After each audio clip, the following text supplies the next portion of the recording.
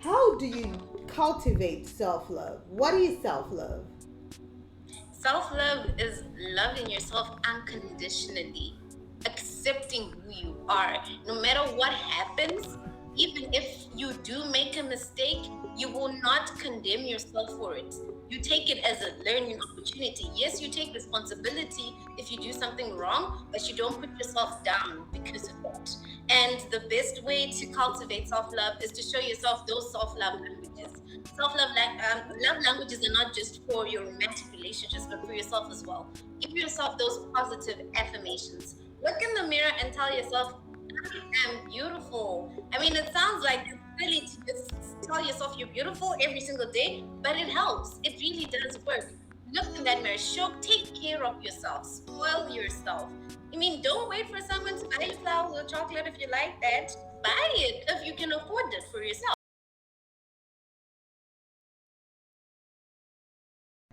Definitely. Okay, so my name is Tanatswa Chikaura, and I'm a mental health advocate.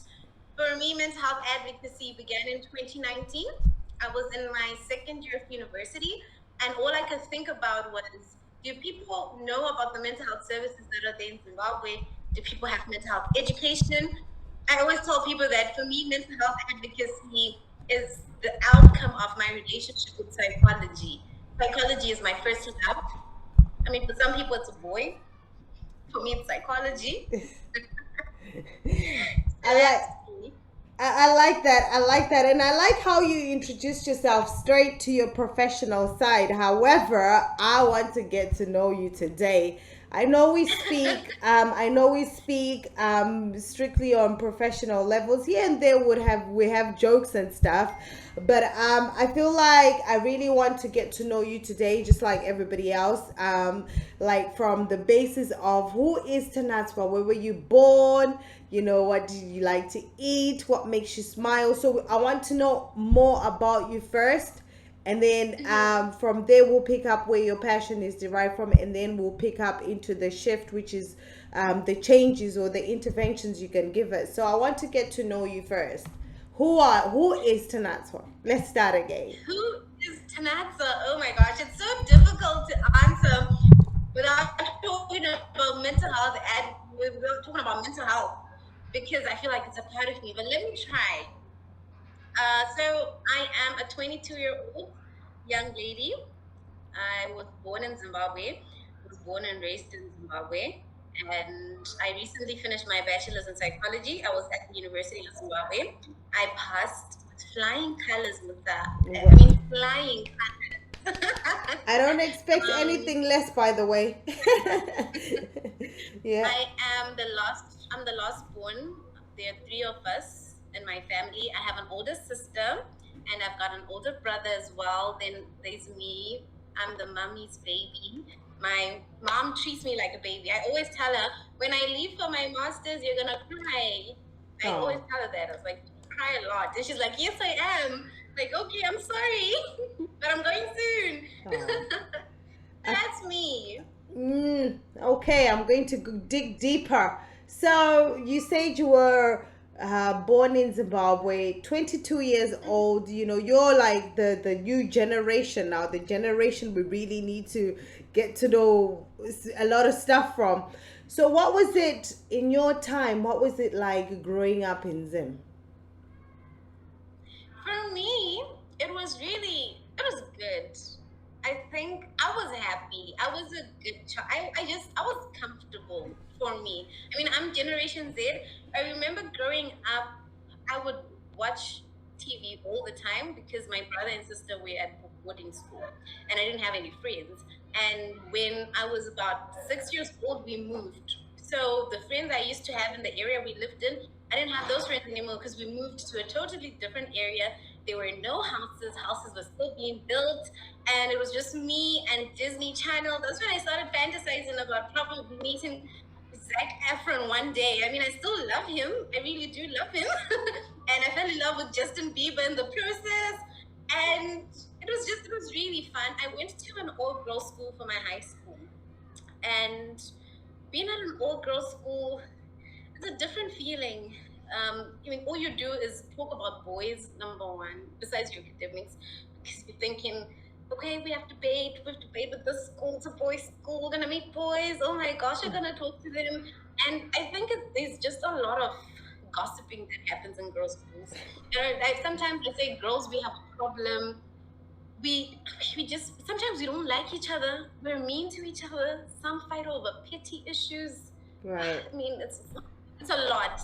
But growing up was good for me. I was comfortable, really. Absolutely, absolutely. And I can, shout out to your mom, mommy's babies. Mom, I'm a mommy's baby. I'm a mommy's baby Oh, myself. Yeah, yeah, really? yeah, yeah, yeah. I'm a mommy's baby, so it resonates. But what I want to dwell into something that you have just said here about all girls school, because there could be something we could learn from that experience. You spoke about the fact, let's not talk about talking about boys and stuff. You spoke about the fact that going to an all girls school, you were exposed to gossiping, you were exposed to just being mean to one another, just being mean to one another. And I just want to find out from there, Sorry, Connie. can you hear me Okay, now? now Yeah, yeah. we can hear Yeah, you. yeah. Sorry about that. Yeah, so I just wanted to find out from you, like going to an all girls school. You talked about the fact that there was a lot of gossiping there, and then you spoke about the fact that girls were mean to each other. Do you want to elaborate? Is there something as sisters, as mothers, as daughters, that we can do? Definitely. Let me break it down like this. Okay. There were two parts to my high school experience. Mm-hmm. So there was the good part in the sense that I came from a primary school that had both boys and girls, Mm-hmm. and you'd be uncomfortable to probably wear your swimming costume. You'd be uncomfortable to talk about your period. I started my menstruation very early. I was 10 years old, and it was hell for me at a mixed school. So just that transition to a place where there was no judgmental about me being a young lady and being able to blossom was beautiful. And I really loved that. So all girls are good. But there was also the part where they're the divas. I don't know if you've watched Mean Girls. I have. Mean Girl, yeah. Mean Girls was There was that element as well. If you're not the favorite, they would definitely gang up on you. Like definitely. I will never forget this day. Let me tell you what happened to me when I was 15 years old. So when I was 15 years old, which is Form 3 in Zimbabwe, there was this boy I was talking to. And so this boy had spoken to a friend of mine when they were in primary school. They were in grade 7. Like, come on, think about grade 7, right? They were like 10, 11, 12. So I started talking to this boy, and this is now when I'm 3, I'm 15, and I didn't want anyone to know that I was talking to the boy. I don't know, maybe it's my fault. And someone found out that I was talking to the boy. All hell broke loose. I had a group of 10 girls putting me in the middle saying, how can you talk to this boy? What's wrong with you? Blah, blah, blah, blah, blah, blah, blah. Oh, are you even that pretty? Blah, blah, blah, blah. I'm like, yo, you guys need to chill. You need to relax. It's just a boy, okay? It's just a boy. Now I don't even talk to that boy. I don't know what happened to him. But at that point in my life, it was really bad. It really affected me. I think it changed a lot, even the friendships I had. So at an all girls school, there's just a lot that does happen. There's just a lot of cliques that happen. It's quite difficult, but I guess, and sometimes we bring each other down as girls, unfortunately. And I think this is something we need to all learn, that let's not put each other down. I see it every day, even on social media. We see people talking bad about other females, and I'm always like, where is the sisterhood there? We then speak for women empowerment, but we are bringing down other women. It's really bad. Yeah. Absolutely, absolutely, and that's where I wanted you to drive to, because I knew you were going to eventually end on a high, because it's some of those things that we underestimate. And what do you suppose we need to do as women, as sisters, as mothers, as daughters, from our point of view, that could make things easier for women in general? What do you think we should do, especially speaking to the young girls? Think that you're a young girl yourself, speaking to the girl child. What do you think we need to do? Because lately there's quite a lot of pressure around social media around young girls, being exposed and looking vulnerable, and people are saying it's their fault that they in those Mhm. vulnerable situations. What do you think we need to do? I think we definitely need to cultivate self love and teach each other about self love, because I feel like some of this hatred, or just negativity comes from insecurities. It's because we're not comfortable in our own skins, we're not comfortable in our own bodies, and because of that, we attack each other. You get into a room, you see women that are different, and the first thing that comes to your head is, oh, she's not that pretty. Oh, look at her weight. Oh, look, I want a small waist.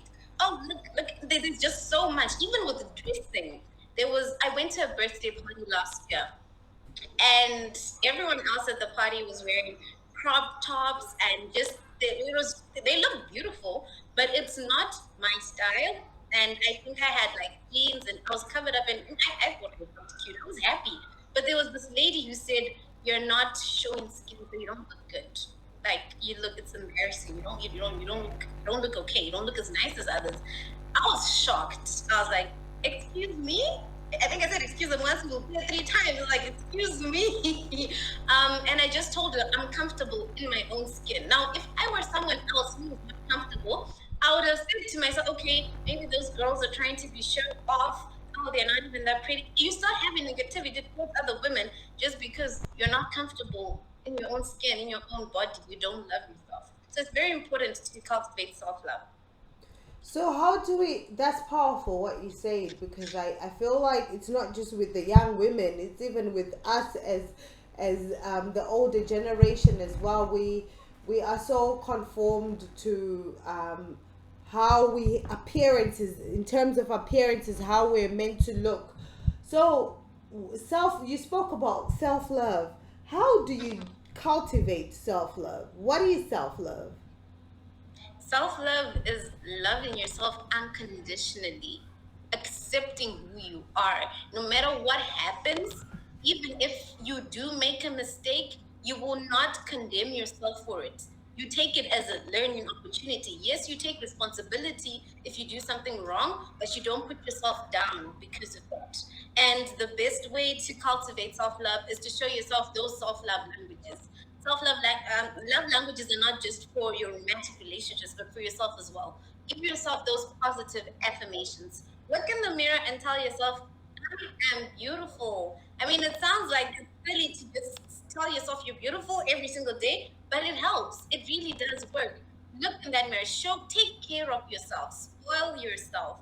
I mean, don't wait for someone to buy you flowers or chocolate if you like that. Buy it if you can afford it for yourself. Do that. If you cannot afford it and you do want it, work hard so that you can afford it. Now, Yeah. for it, I mean, it's we live in difficult times, and sometimes people will resort to different things to get an income. But make that honest living for yourself. Choose that profession that works best for you, and take care of yourself. Set boundaries for yourself as well. I think that's very important when it comes to showing yourself love in your relationships, in your profession, in your families. Set those boundaries to remain healthy. If you don't want someone to touch you in a certain way, tell the person, yo, listen, whether it's a she or a he, say, yo, I don't like the way you're touching me. I'm not okay with that. Tell the person, it's important. So, really, there are a lot of self love tools that we can use, and I do hope we all learn about them and we all invest in them. Give us three tools that we can use. Absolutely, because I feel like it's very self love is very key, because it's very key in defining who we are and living within our fullest potential, being the best and having a fulfilled life. Self love is, a lot of people struggle when it comes to self love. You know what I mean? A lot of people, the reason, sometimes conform to things that make them uncomfortable because they don't have that self love. So, can you please just give us three tools? Because you've described it very well there. What are the tools that we can use to try and cultivate self love? Okay, so the other two will seem like repetition because I talked about them before. But the first one, words of affirmation, that's an important tool. Speak positivity upon your life. Speak positively about yourself. Even if the situation is difficult, it might be difficult now, but it does not mean it will be difficult at the end of the week. Life is not, it's not a smooth road. Life is not easy. There are challenges that do come. And I always tell people, I don't like when people say things are difficult. I like to say things are challenging, because without challenges, you don't grow. So words of affirmation are powerful. They're important. And give yourself gifts. That's number two. Gift yourself. Receive gifts from yourself. It should not be strange or new to receive chocolate for someone and feel like perhaps you're not worthy of receiving that. Buy yourself the chocolate, buy yourself jewelry, go get your hair done, go get your nails done. That's okay. And number three, time. Spend time with yourself. I really love this one because this is what I use to introspect, to reflect on my life. What am I doing? What path am I on? Am I doing the right thing? Well, how am I treating others? And we really need to be careful of how we treat others, because you might feel people are acting negatively towards you, or people are attacking you, or people don't love you, yet it's you as an individual that just has negativity, negative energy. So it's important to reflect and think, what am I doing? Am I doing the right thing? Where do I want to go? What do I want to do? Where am I? Is this great for me? Those really do help. Absolutely, absolutely. And I'm just smiling because the amount of wisdom you have for a 22-year-old. Where did that come from? I mean, oh my God, I'm super proud of you. So fast forward now, from high school, university. What was life like in uni for you? Life, life in university was terrible for me, Muta. I don't even want to lie. It Really? was the worst experience of my life. I don't think there can ever be a worse experience than that, ever. I mean, it was great that I was able to achieve the goals that I set for myself. Because when I did get into university, okay, let me start from just the shift from receiving my results, my A Mm-hmm. level results, now Mm-hmm. deciding on the program. Yeah. Initially, psychology was not the program I wanted to do. It wasn't the choice I had. I wanted to do law. And when I then received my results and I couldn't do law, I was shattered. You know, when you say shat, I was broken. I cannot even describe how broken I was. Oh. It was really terrible. And I had to pick myself up, and I had a few conversations, and it was a matter of, okay, Tanazna, this is what's there. What we can do is, if you then decide to do psychology, perhaps you can do it and you can switch. You can switch your program. And the intake I actually went into didn't even offer law. Law was going to be offered for the August intake. I went for the February intake. So it was okay, perhaps you can start in February and you can switch. And there was also another option. Perhaps you can get a certain amount of distinctions and then you can swap. So there was just so many possibilities for me to end up in law. And I was like, okay, I'm all for it. Let me get into that. And I started doing psychology. And when I started, I met someone who had done psychology but was now a very successful human resources director. And I was like, okay, this person did psychology, they're human resources. This is great. Perhaps I can think about that as well. I mean, law is still there, but perhaps I can just think about doing human resources. It might be fun. Then I decided to do an internship with an HR firm. And just during that whole process, it wasn't for me. I mean, I like, being a boss and all. Being a boss is fun. You see all these managers getting coffee and Mm-hmm. sandwiches, stuff like that. But I was not connected with it. And in my first term of university, the first year, first semester, there were a lot of suicide cases among young people. It was really terrible. I didn't understand what was going on. I didn't understand why. And I made it my mission to understand, why is this happening? I want to do research. I want to do literature review. I want to understand why young people are dying from suicide. And that's when I came across the mental health conditions. Because before, in your first year, first semester, it's just the introduction part. You haven't really gone in depth with what's going on. And that's when I said, okay, there are mental health conditions, but why are we not being taught about these things? The orientation, why are we not being told? And where are the mental health services? I had so many questions, and when I looked for answers, I did not get them. And I wasn't happy about that, so I decided to be the answer. And I started mental health and I started mental health advocacy. And my whole thing was I want people to have mental health education. I want people to know where they can get the services. For some of the organizations that did come when we're in university would offer peer counseling training, and I'll do it. I wanted to know how to help people. I wanted that village. But in everything, in all of that, I mean, I achieved what I wanted to achieve. It was great. But my social life was terrible. Right.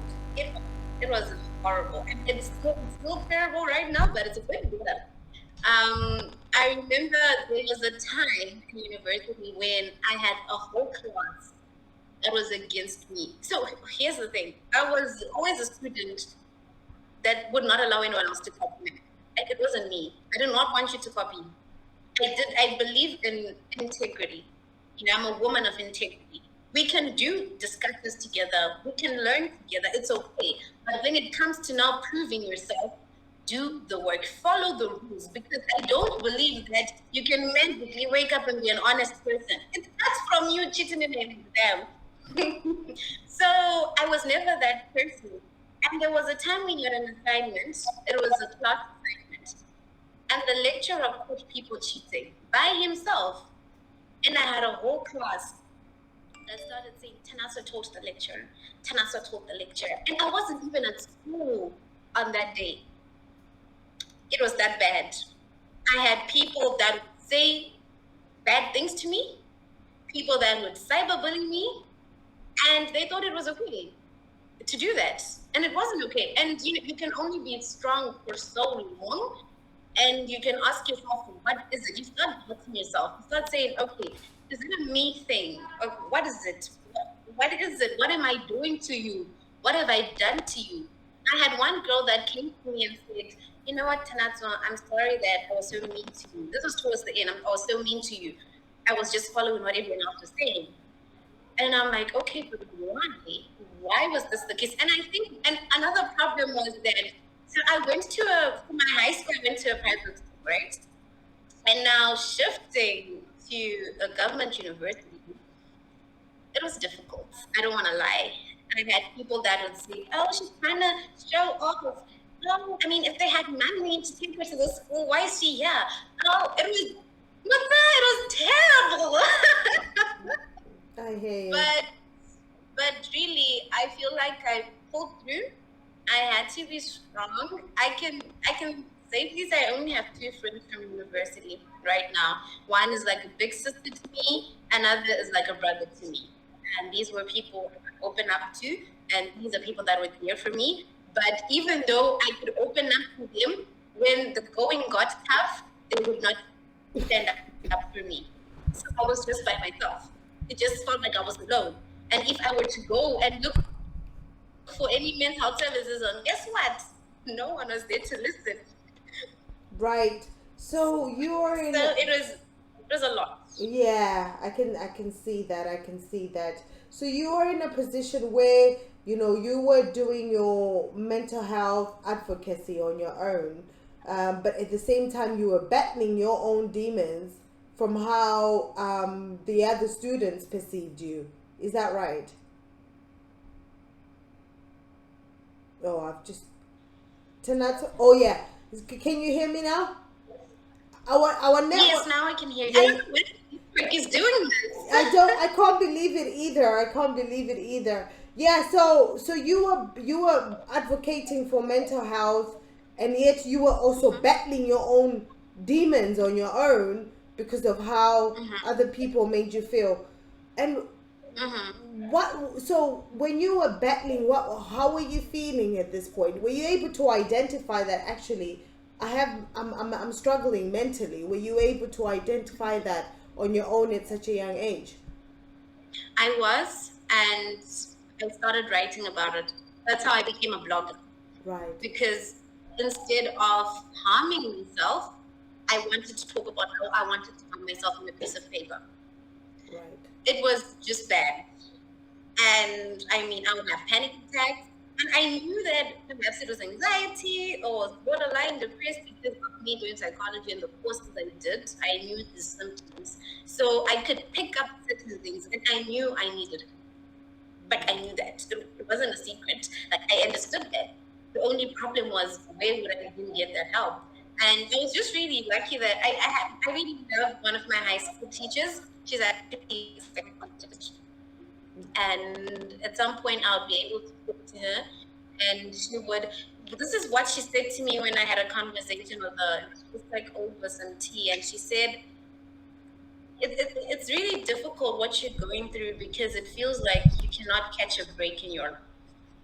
When I was in high school, people would laugh at the way I spoke because in primary school I was at a government institution.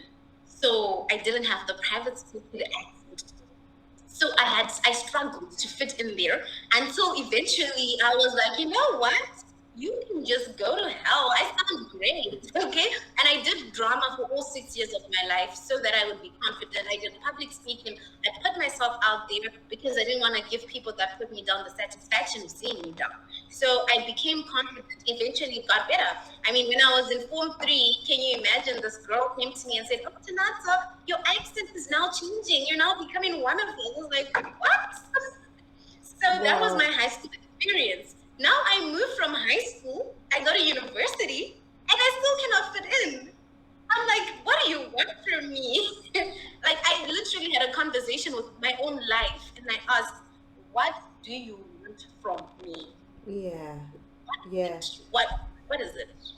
So it was a phase of you were not able to fit into any place you would go to, even though you had so much power, so much wisdom. You couldn't fit in. And I just wanted to reflect on something that you keep talking about, the fact that most of these triggers, for your mental well-being, were coming from people around you, right?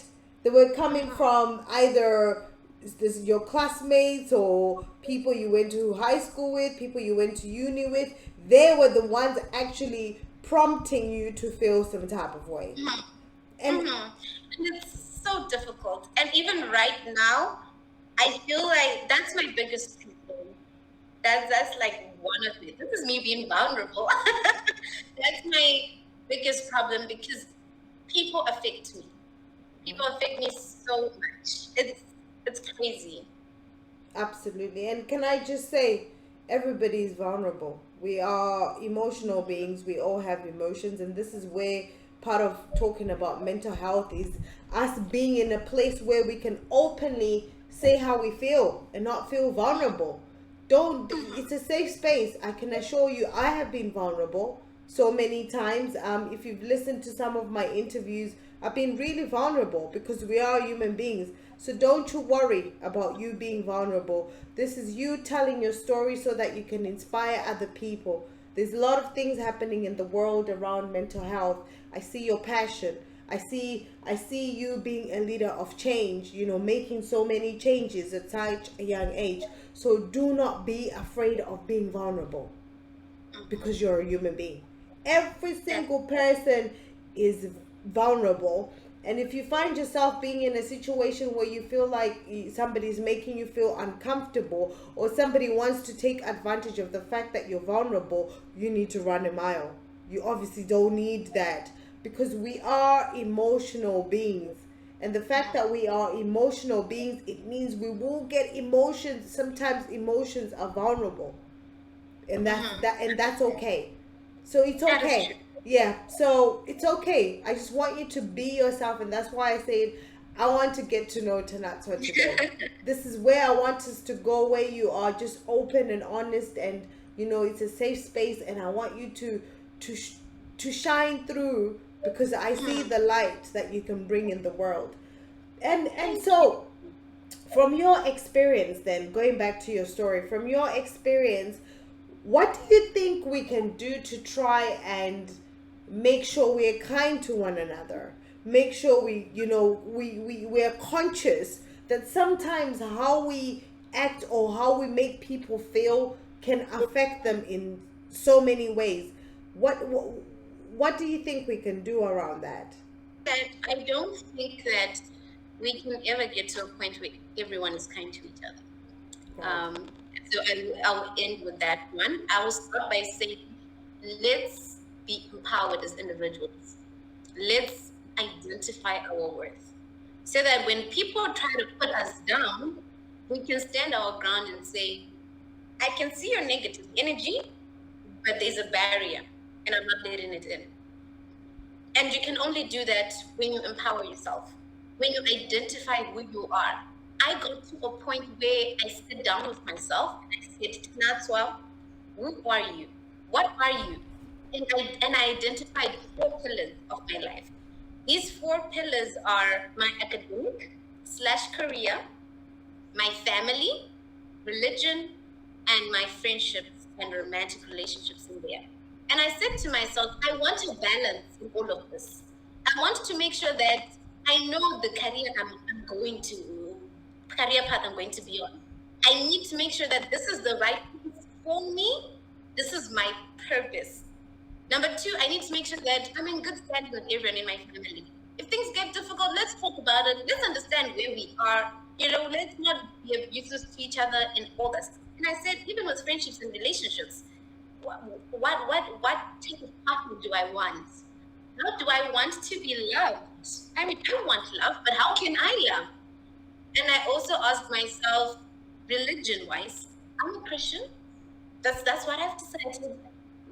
How do I grow? Those were the things I told myself when I was identifying myself. And every time there's an imbalance with these 4 pillars, I'm going to be anxious. I know I will have so much anxiety, or I'll have panic attacks. And it's so much easier for me to then identify which area I need help with, because I know who I am. So if someone comes in and tries to attack any of these 4 pillars, I can set the necessary boundaries and say, for example, with my romantic life, I made a decision that I only want to have sex after marriage. That's a decision I made. And I've met so many guys that attack me for that said, oh, you're going to be alone. And I always say, for my own mental health, this is the decision I made personally. So I don't want to have a relationship with you because you do not respect that sexual boundary I have set. And it's so much easier. And it's difficult because you have to be brave to set these boundaries, but it's important. So we need to be empowered. And then when it comes to people, it's difficult for people to be kind to each other. It's like a utopia. But I think that where mental health education comes in, where we tell people what their words can do, the harm their words can do. But I've realized that no matter how many times we try to tell people, people don't care. I've seen on social media, one day I can have a conversation with people about how saying mean stuff can harm someone. The next day on Twitter, people will be trolling that person or dragging that person. It's really bad. So the best we can do is give mental health education. But the first thing, let's empower ourselves to be able to set the boundaries that will protect us. Absolutely. Oh my God, the amount of wisdom you have, baby girl. I am I'm learning, by the way. I'm learning. I'm very much intrigued about the 4 pillars. Let's talk about the 4 pillars. So, Yes. the 4 pillars, are they the things that make you as a person? The 4 pillars are things that shape me as a person. Right. Mhm. Shape you That as a shape how person. I, Okay. So, do you think yeah. everybody's 4 pillars is the same? No, Right. no, I don't think I think everyone has different experiences. Mm. And because of those experiences, you know best how to identify yourself. Right. So your ones were your career, your Mm-hmm. family, Mm-hmm. religion, and Mm-hmm. relationships. Yes. And how do you maintain the balance? Do you, when you do your reflection time, do you revisit the 4 pillars to see where everything is? I like that. Mm-hmm. I do. I have to sit down and think, these are the values that my parents have taught me, and my career is asking me to do that. Is it in line? At the same time, this is the religion I'm a part of. What does it then say? And then I then look at the relationships. These people that are in my life, compatible with me? Do I fit in their life? Yeah, sometimes sometimes people are good, but they're not for you. Right. Yeah. So it's important Absolutely. to, I get yeah. that. Yeah, yeah. Absolutely get that. Absolutely get that. So, what if the four pillars contradict? So, what if the path you want to follow sometimes in your career contradicts what your family wants? How do you then balance that out to manage that anxiety? For me, I've never experienced that because I've always had a transparent relationship with my family, with my parents. And usually, when I talk to parents, I always encourage them to let go of how they were raised and their past, or to address any past trauma they might have. So that when they start having a relationship with their child, it's based on honesty and love. So Wow. I've always been an individual who can go up to, a mom or a dad and say, "This is what I want. What do you think about it?" And they'll give me their opinion, they'll give me their guidance, and they'll say, "What do you think is best for you?" So those are the type of conversations we have. So I've never been in a situation where the paths contradict. Right. That's powerful because I was going to ask you that in the time that you were suffering mentally, because you say there were no services around or there was nobody that could give you support. Did your family know this is what you were going through? They did. I have a friend of mine who would actually call my mom and say, "Please don't let Tanatswa lock herself up. She might harm herself." So they were there for me, and they really tried to be supportive. They would tell me, "It's okay. You're fine. Everything will be okay. Remember, people are different." I mean, they tried their best, but I guess when it comes to emotions and any psychological disorders you may have, it's difficult for people that are close to you to offer effective interventions because they have that attachment. That's why it's always advisable that when you go for therapy, go to an independent person. Because they don't have that attachment. But they were very, very supportive, and I felt the love. I mean, I would cry, and my mom would be like, "It's okay. I mean, it's part of life. We learn. No, I don't want to learn this way, but okay." Shout out to your parents, with the fact that they were in tune, because sometimes because of the generational dynamics, the stigma comes from the fact that, especially from Africa, comes from the fact that when we grew up, mental health was never an issue. It was never spoken about. Do you know what I mean? If it was Yeah. spoken about, somebody would be seen in a negative light to say, "Oh, you know what I mean? That person is Mhm. useless." So mental health was never as open. But here you are, your parents rose to the challenge, and they bypassed that and got to a place where they understood you and supported you. So that's very, very, very, very impressive. What would you say to people then that don't have a good support system, they know services, and they're struggling? What can they do? I would say, firstly, create a safe space for yourself. Have a just have a way of coping with what's happening to you, and at the same time, look for someone. I know there might not be any services, the family might not be the support system, but do you have a friend you can talk to? Do you have a friend you can open up to? And this is when I also encourage, all government institutions to ensure that there are counselors that are easily available, especially in primary, in high schools, and also tertiary institutions, because you realize that some people come from abusive homes. They might be emotionally abused. They need someone to open up to, and sometimes the school psychologist might be that person for them.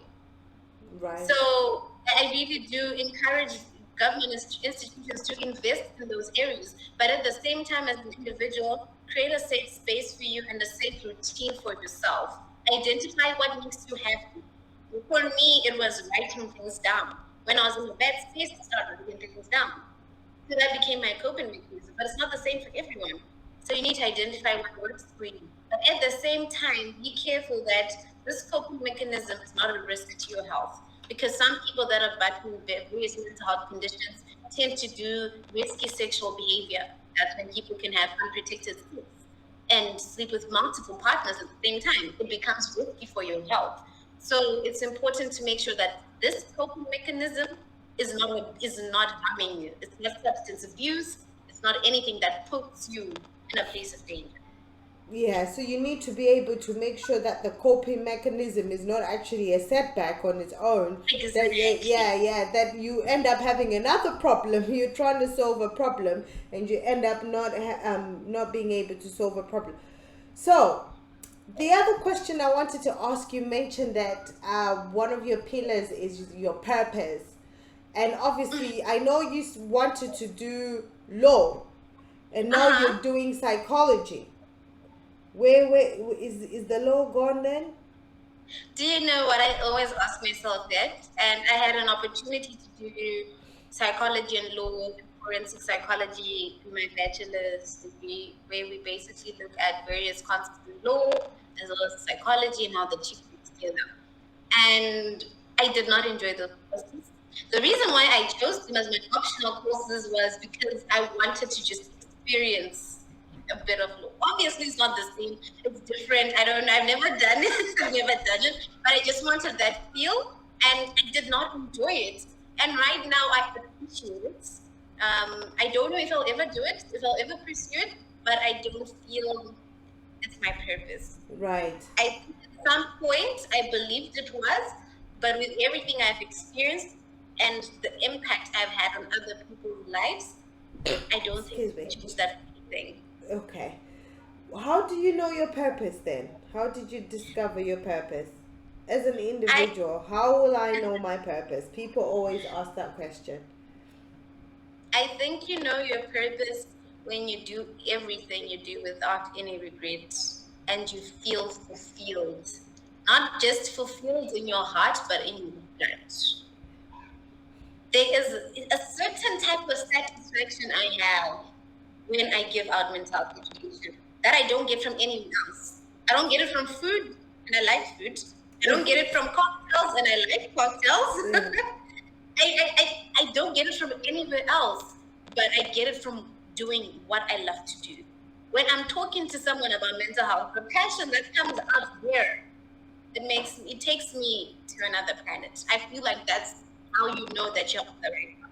Absolutely, and I can see it from here. And I'll tell you what, the passion started to come show up as well when you said you just felt like you were intrigued about why are they is there such a high rate of suicide among the young people, and you thought on your own. So when you have a purpose or a passion, nobody needs to tell you to do something. Your intuition will tell you, I need to find out about that, and that's what you did. But then we have situations where people have had a lot of trauma. Ask this last question, and then we'll go on a break, and then we come back. Where people have gone through a lot of trauma in their life, that they lose track, they no longer understand their purpose, they no longer understand, they don't know how to cope, they don't have a coping mechanism. What mental as a mental health advocate, what can you tell those people that are lost right now, that are in a place where things are just not good, or they limbo, they don't understand their purpose because of the trauma they faced? I think the first thing I can say is if you do have access to mental health service providers, approach them and go get assistance. It is not a form of weakness to get help at all. Sometimes you just need to go back to the drawing board and ask yourself, okay, this is what has been happening. How best do I deal with it? How best do I move from this? Sometimes things need to be broken down. And that's what mental health service providers do. They break down things for you and guide you and help you. It's not to say you're weak or you can't handle things on your own or anything like that. It doesn't take away anything from you. They're just there to give guidance and assistance. I always say mental health for me is like my right arm. I'm right-handed. So if I get injured, I have to get it treated. so that I work effectively. I'm efficient. So if my mental health is in danger, I need to get that treatment so that I'm still effective. So I really would advise people to get assistance from the relevant people, the mental health service practitioners, and get that assistance. If you then cannot do that, because there are people that can't afford it, there are people that cannot access it, that's when we talk about our self-love tools and our self-care tools. Those are powerful for us to believe in ourselves again. Absolutely. Let's break it down now. The different illnesses of mental health. Um, Mhm. the number one focus I want to focus on is first thing is suicide. One, because we're seeing an increase in those lately, especially amongst the young people. Two, because there are so many different misconceptions around suicide. Three, it's real and it exists.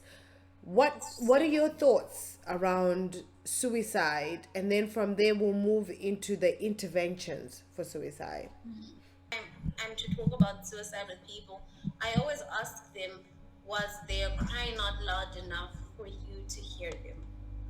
And I always want an answer from people for that, because before someone makes the decision to die from suicide, there are usually some warning signs that are there. So where are we then failing as a society, as people, to identify these suicide risk factors? We don't know them, number one. We don't know what they are. We don't know what triggers us. Things like families or relationships, people don't know how powerful those things are in our lives. Right now, a lot of suicide cases among young people in Zimbabwe are because of relationship issues. And you will have people that will then ask, how can you kill yourself because of a boy? How can you kill yourself because of a girl? But at the same time, these people don't understand what is attached to relationships. They don't understand just the person having past trauma. What is the family setup? What's the family background of that person? Number one. And even when we do talk about mental health conditions, because suicide is it's one of the symptoms of depression. If we're going to talk about depression, sometimes depression can be inherited, and this is when I struggle with some of the mental health advocacy that we do in our communities. We mainly focus on how in culture or religion or society plays a part, which is important. It's important, but at the same time, let's not forget the biological side of it. Could it be inherited? But at the same time, when we talk about those things, people will then say, oh, it's spiritual stuff, oh, it's demonic. So there are a lot of things, a lot of barriers, a lot of misconceptions we're trying to fight when it comes to mental health conditions. Absolutely, and that is powerful because there is a lot of genetics, genetical conditions that have been passed on from generations to generations, and people would see them as generational curses or whatever it is, but it's actually something within your system.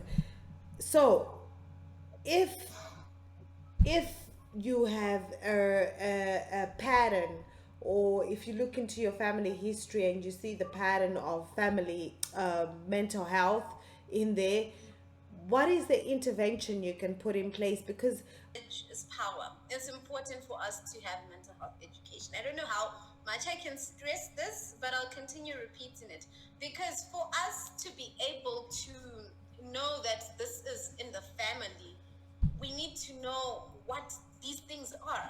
What are these mental health conditions? Okay, if it's depression, what does it mean to be depressed? What does depression itself mean? What are the symptoms? And not only that, but what can trigger me to get into that state? Because for us to have interventions that actually do work, we need to know the triggers that are there. And going to be deemed demonic or stemming from various demons, people are going to believe that. So when you then try to bring in genetics in, people will start thinking you're going against the word or what it is they would have been taught. So from a very young age, I believe that it's important for us to have mental health education. That's why I keep on repeating it, because it's key. Knowledge is power. It's the genesis of everything. If we ever want to get anywhere, we need to understand what it is we're talking about. wow, that is powerful.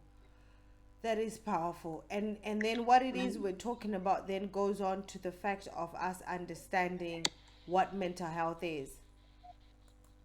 And Right. what the mental health conditions are. And, just talking about culture, I believe we cannot talk about mental health conditions and separate them from culture.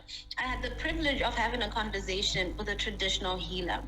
And he said to me, before you started using the term psychology or mental health advocates, we had these issues in the past.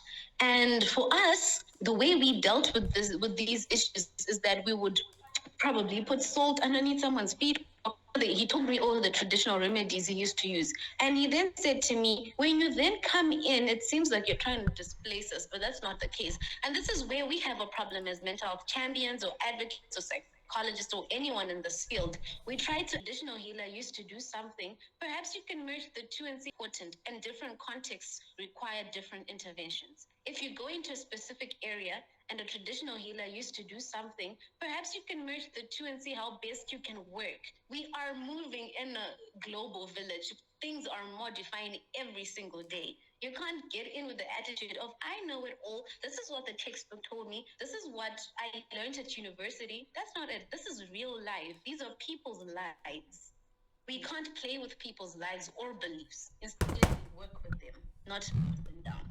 Wow, that is powerful because I feel like I like the fact of how you defined it as we're moving into a global village because we have quite a lot of stigma within the BAME communities, the African and other ethnic minorities, and it's all around culture. And here you are saying we are moving into a global village, and we're not taking away the African side, the cultural concepts of things, but we actually have to come to a middle point where we define both and bring out solutions to help both.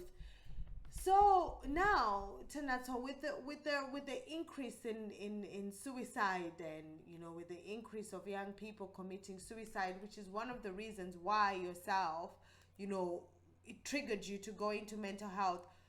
What is it? What can we do as society? What can we do As as a a society, yeah, to I'll start help? at a national level. I'll start at a national level, and I think it's very important to have national groups or teams that purely focus on suicide. Here's the thing about suicide, and I'm not sure if it's in all African countries. I'll talk about Zimbabwe since that's where I'm from. With Zimbabwe, if someone is to die from suicide, the family, no one thinks about the family that has lost the person. People are going to have so much stigma and it's just going to attack that family. Even the body of the person that would have died from suicide is likely to be disrespected.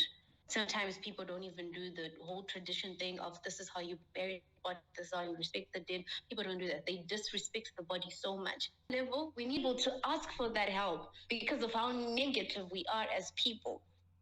So we definitely need, at a national level, we need a team that educates people on mental health conditions or how suicide comes about, but that offers support to the family that would have lost someone. Wow. We definitely need that. As a society, it's definitely important for us to educate each other, to tell each other how best we can, what the suicide risk factors are, and how best we can then prevent it. I'll give an example of the family as a suicide risk factor. Sometimes parents can trigger their children by child favoritism, for example. Let's educate parents the effect child favoritism has, not when grown. But when the child is still in the womb, you will realize when mothers get pregnant, mothers are told what to eat, they are told breastfeed and all of these things. But you will never see pamphlets that tell mothers how to make sure that their children's well being is okay, their children's mental health is okay. That has to be introduced. I don't know why it's not yet there. You see pictures of mothers with breastfeeding and all of these things, and it's even translated in all the local languages, but you will never see anything saying that as a mother, this is how you would treat your child to ensure that they have good well being. Wow. So we need to go to the grassroots. We definitely, and that's key. And you've mentioned some of the things, like key elements that we often underestimate that actually affect us. For example, you've spoken about child favoritism, and the impact it has. Mm-hmm. And sometimes parents don't even understand this. Can you elaborate the impact Mm-hmm. and effects of this, please? Definitely. You know, with children, the parent is the only person. They come into this world so dependent. They don't know anything. The only attachment they have is to their parents before they go to primary school and high school and make all of these friends. Now, from a young child, from a young age, the person who's supposed to show you all this love and support and teach you the ways of the world appears to be favoring one child over the other or treating the other child better. Will make you feel like an outcast as an individual. It's likely to do that, to make you feel like you don't belong there or to make you feel unloved or unworthy. That's a dangerous combination, feeling unloved, unworthy, because that is when the suicidal thoughts come in. Because one will start thinking, why was I even born? Perhaps it will be better if I'm not here. And as a parent, you will not see the warning signs because you will just think, you're just overreacting. Stop doing that. And you don't see it. You don't see the warning signs that your child is not okay because you're not paying enough attention to the child to begin with. Wow. Wow. So we need to be aware of these things, because some of these things are actually affecting a lot of kids today. And we really need to make we really, as society, we really need to come to a place where we raise awareness around child favoritism, and we have to be conscious as parents as well. So the other aspect, so what can you tell somebody right now that is having suicidal thoughts or that has suicidal thoughts? What can you tell them in terms of support wise? What can you give them? I can say that you deserve to live. You are worth so much. No matter what the world might throw at you, you are worth so much. There's so much you can achieve. The dark cloud does not remain there forever. The Thank darkness does not remain there forever. Sometimes it's there. Light always comes through. You deserve so much happiness. And don't let anyone take that life away from you. You'll fight it, you're a champion, and tomorrow you'll have the story to tell to empower other people and to inspire other people as well. I was saying that there are two common mental health disorders that are there, and that's depression and anxiety. With depression, sometimes people mistake this depression with sadness. It's normal to feel sad. Sadness, it's an everyday feeling. I mean, you can be sad because you failed a test. You can be sad because your boyfriend broke up with you. You can be sad because of different things. It's normal to be sad. However, when you are constantly sad for a prolonged period of time and you stop liking the things you used to like, you lose interest in those activities and it affects your daily activities, that then becomes depression. And at the same time, it's important for you to be diagnosed by a professional. Don't do any self diagnosis, it's dangerous because you will start self medicating yourself and telling yourself things that are not there. Perhaps it's not even depression, but you're telling yourself that you're depressed. And at the same time, the people that you do go to, make sure they are qualified.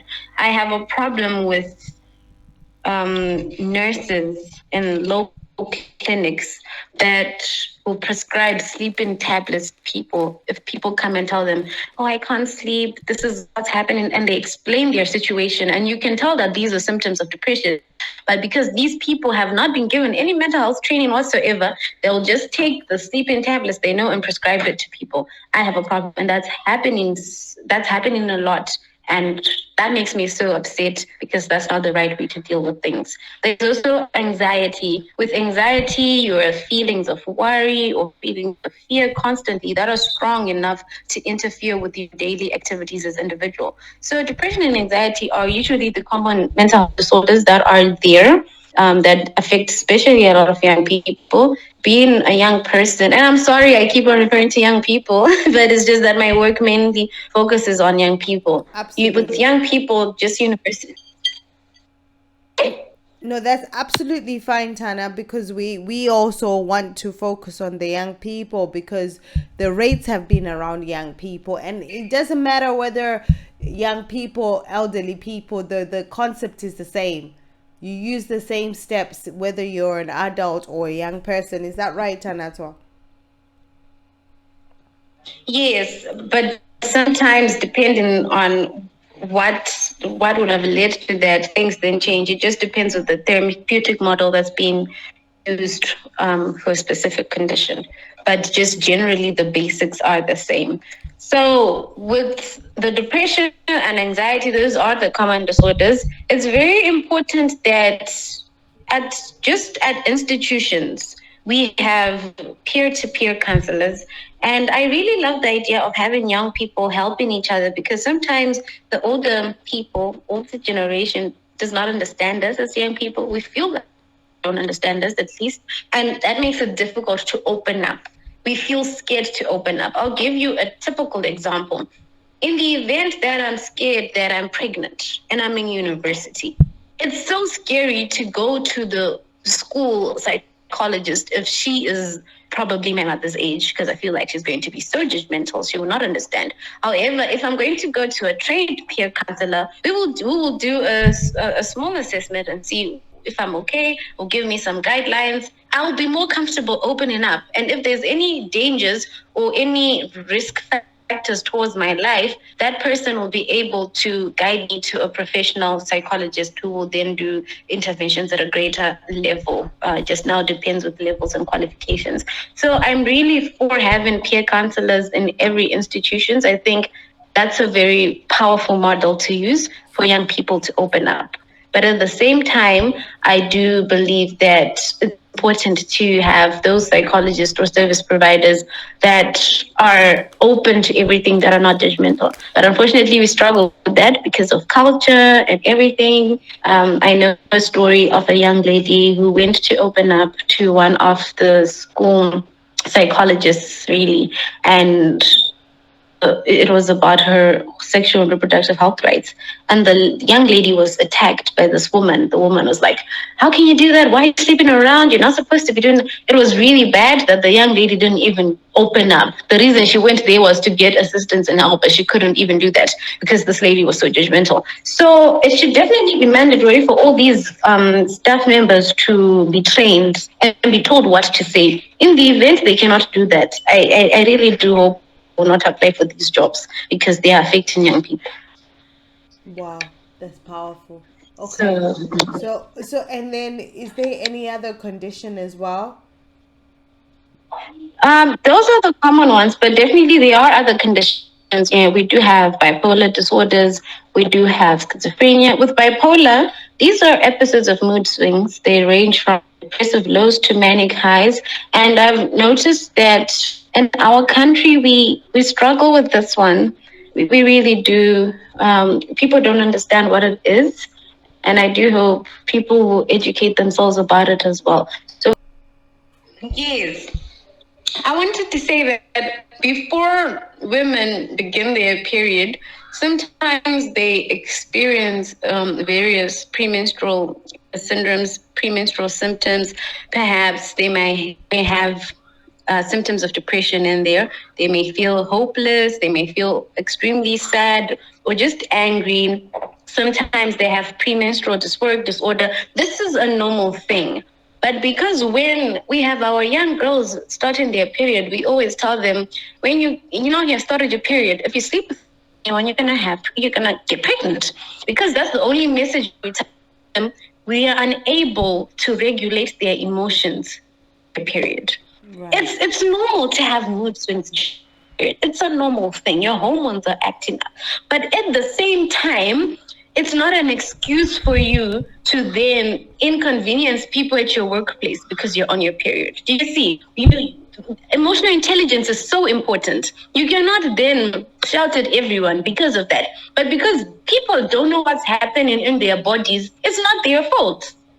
And we then have this whole thing of men saying, "Oh, you're on your period. Oh, she's on a period. Oh, she's angry." And they make all these jokes, which should not be made, by the way. That's not okay. It's not an okay thing. But at the same time, we are not educating our young girls or even our young boys that before a lady has a period, this is what may happen. And young ladies, if you're going to have mood swings or you're going to have moments of having depressive symptoms, this is how you may regulate your emotions. This is how you may act. Because you be a manager one day and you have an important meeting that will probably give you so much money.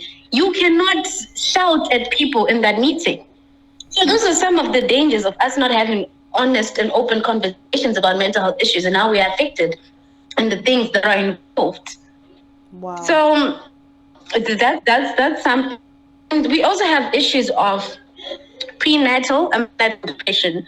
I really, really, really do not like that people, when a lady is pregnant, if everything is okay and she's living and her baby bum is good and whatever, and she's not having any difficulties, people will admire it so much and they'll say really positive things about that lady. But in the event that there's a lady who is struggling with a pregnancy, or a lady who after giving birth is feeling so upset or does not want to talk to anyone and is feeling low, I don't like that those type of people are condemned and people shout at them and people say negative things about them. Postnatal depression is real. It exists. Prenatal depression is real. It exists. How then do we handle these things so that when you do give birth, you don't have attachment problems with your child? You do not then start neglecting your child. How do we balance the two? How do we balance that you will not emotionally abuse your 2-month-old baby because you're depressed? Because it's normal for you to feel low. These are also some of the honest conversations we don't have with each other. Wow. We only like things when they're good. I know, But I life is know. not like I that. know, and I just want to go back and touch a bit more on bipolar because you said it's about mood swings, and I feel like there's a distinction because as human beings, sometimes you wake up and just think to yourself, today I can't be asked. I woke up on the wrong side of the bed. Is that bipolar then? Are you able to describe, because mood swings are common things within this new era, this new world, especially with COVID? Life has changed, and over time as well, and people sometimes think it's okay, it's normal. So bipolar and mood swings. Okay, so okay, with bipolar, there are three main types of bipolar disorders. There's bipolar 1 disorder, bipolar 2 disorder, and something that is called cyclothymic disorder. So, with bipolar 1 disorder, this and you can have manic episodes for like 7 days, or you can have severe manic episodes that require hospitalization. So when we say manic episodes, we're saying that you're so high, you get so excited, like so quickly, but at the same time, you can easily just go from 0 to 100 real quick. You become so depressed, so upset so quickly, like the shift does not make any sense. So the depressive episodes may occur or last for about 2 weeks. And with bipolar 1, men and women can equally experience this. So that's bipolar disorder 1, right? Mm-hmm. And then we've got bipolar 2. This involves depressive episodes that last for at least 2 weeks. And you can also then have hypomanic episodes lasting at least 4 days. So for 2 weeks, you may be really, really upset and really low. And then for 4 days, you may be so high, people won't even be able to touch you. You will be in the sky. And interestingly enough, this one, women experience this more than men. And then we've got the cyclothymic disorder, which involves your mood swings that don't really last for a time. So they cannot really be classified as bipolar 1 or bipolar 2. So with bipolar, you are high. You're very, very high. You're very up there in the clouds. And then at some point, you just go low. There's no explanation for why you are experiencing these extreme mood swings. But if you are in a situation where you have a loved one or a family member or even yourself, you're in denial about it and you don't want to seek help, how can you get yourself to a place of seeking help? How can you? With help, for it to work, especially with psychological interventions, for them to work, it's very important for the person to be ready to receive that help. And it's difficult to force help on someone. It's like a pill. It's difficult to force a pill on someone. It's very difficult. So I would definitely say that it's important, in the event you do have a friend who's struggling with any mental health condition and you want to help as an individual, the first thing you can do is listen. Listen to your friend. What type of language is your friend using? What is your friend saying? When you listen to your friend, you can pay attention. Pay attention. Notice everything. Not all sufferers talk. Notice everything. And also practice empathy. Empathy is a difficult tool for us to have as individuals. Unfortunately, I don't know why, but it's a gift for some. And some people, it's not possible for them to be empathetic. With empathy, it's so much easier for you to educate yourself and put yourself in the shoes and then think, how best do I help this person? And when you're empathetic, the person then feels open enough to tell you what they're struggling with. And you start walking through the process with them. It's a step-by-step process. It doesn't happen overnight.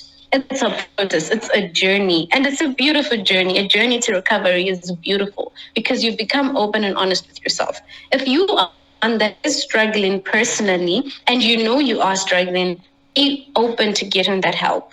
It's okay to get help. Again, like I said earlier, it does not mean you're weak. It's okay to receive that help. Absolutely, Mhm. absolutely. And I really, really appreciate and respect that. So now we have only about 8 minutes left. What are your final words? You know, as a young woman that's got so much wisdom, you know your info, you know the different problems with the different diseases, the different causes for mental health. What is your biggest message as a mental health advocate that you want to give the world today? Okay. I think, no, not think. I know. I know my biggest message is one sentence actually. Let us all become mental health advocates. Let us all do that. Because once we all become mental health advocates, we start making mental health a priority. We Right. start investing in mental health services. Mental health services are the most underfunded services that are there. In Africa, it's horrific. People neglect them so much. There are no budgets for mental health things because people think it's a small issue. So let us all become mental health advocates. Mental health is a priority. And again, I'll ask a question that I asked earlier on. How loud do I have to cry for you to hear me? How loud do I have to cry? I would rather you hear me crying now, not you crying over my body.